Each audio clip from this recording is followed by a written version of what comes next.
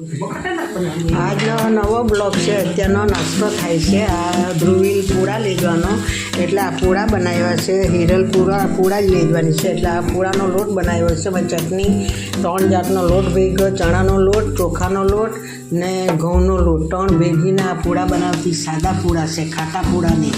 આ પૂડા બનાવી રહી છે. અત્યારે ધ્રુવીલ પૂડા લઈ જવાનો છે. ધ્રુવીલ આવી ગયો છે. ધ્રુવીલના માટે આ કલાકમાં આવી ગયું.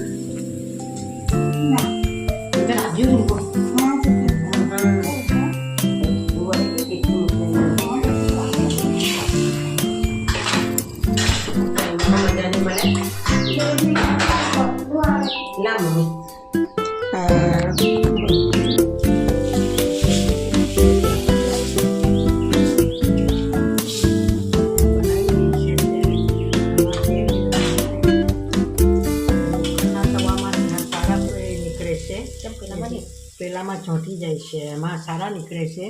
એટલે આ રીતે પૂડા બનાવીને નાસ્તો શાક બનાવ્યું છે. બટાકાનું શાક બતાવો. આ શાક બનાવ્યું છે બટાકાનું. એટલે નાસ્તો આજે નિશાળે જાય એટલે લઈ જાય છે. ત્યારે આવી રીતે ચાલો આ બધું સક્સેસ